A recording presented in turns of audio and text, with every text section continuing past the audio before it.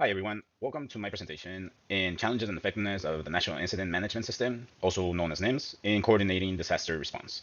This is a presentation for concepts in Homeland Security, and my name is Pablo Molina Chimali, and I hope you enjoy this presentation and you get something from it. Thank you. Well, I'm going to talk a little bit about the introduction. The National Incident Management System, also known as NIMS, serves as a standardized framework for disaster response in the United States developed after 9/11 to improve coordination between federal, state, and local agencies. Despite the successes that this might have been having, in certain cases, NIMS has also faced challenges such as communication breakdowns and resource disparities. What we're going to be focusing here is on the strengths and the limitations in coordinating responses to natural disasters, some terrorism incidents, and public health crises. Additionally, what we will explore is some of the under-resourced areas and rural jurisdictions and discuss the technological barriers that hinder its complete execution. We will also see some of the recommendations and also the complexity that having this type of system and unpredictability against threats facing the United States.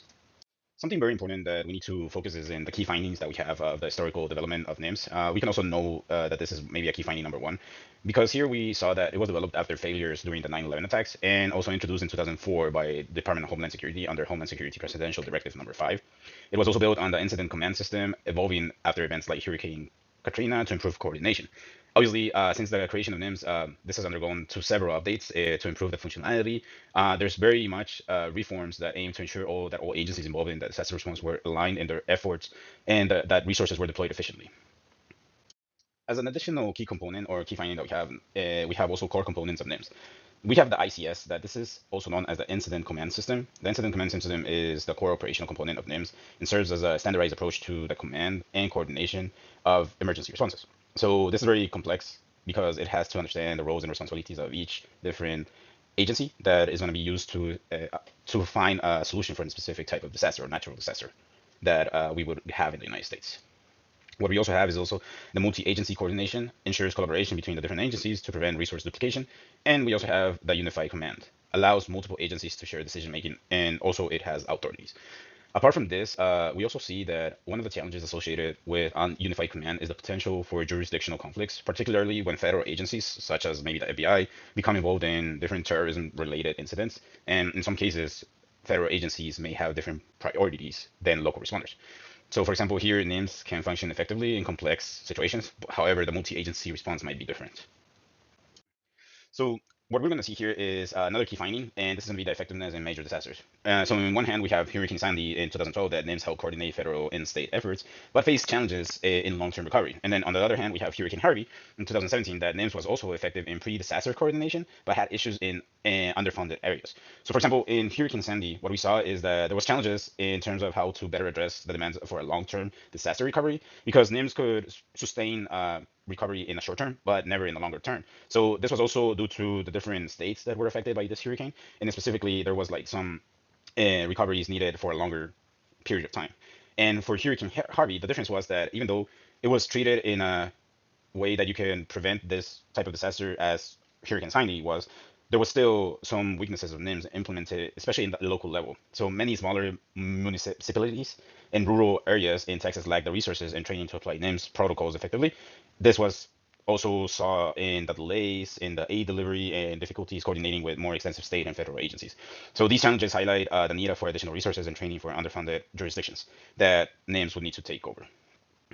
So because of the different issues that we saw that NIMS have, the recommendations that I would say would be good to apply within NIMS is going to be enhancing interagency coordination, joint training exercises, and increased funding for underfunded areas, as we saw because of the Hurricane Harvey.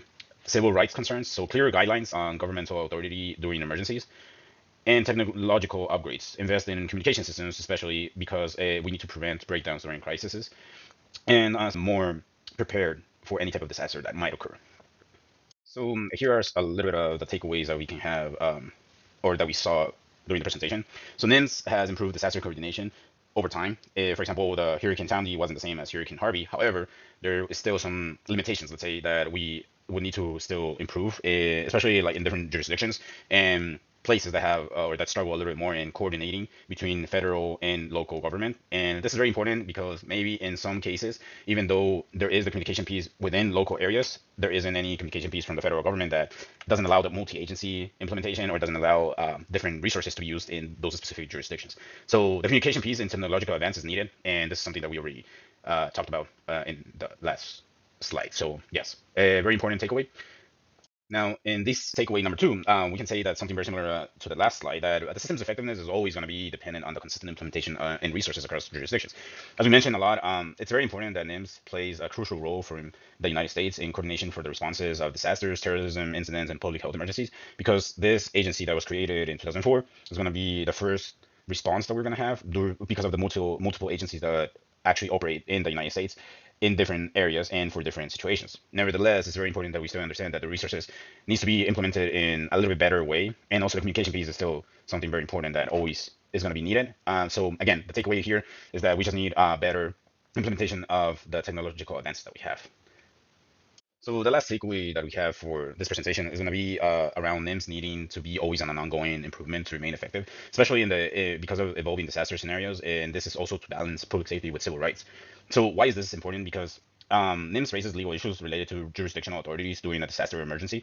Determining which agency has the authority to lead an incident can actually cause a hinge in how successful the operation is. For example, during Hurricane Katrina, disputes between federal, state, and local officials over who had authority to manage certain aspects of the disaster response led to significant delays in aid delivery.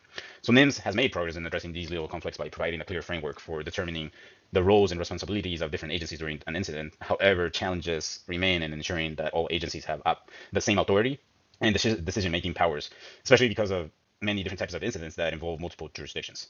So this is always an ongoing process, and it's very important to keep an eye on.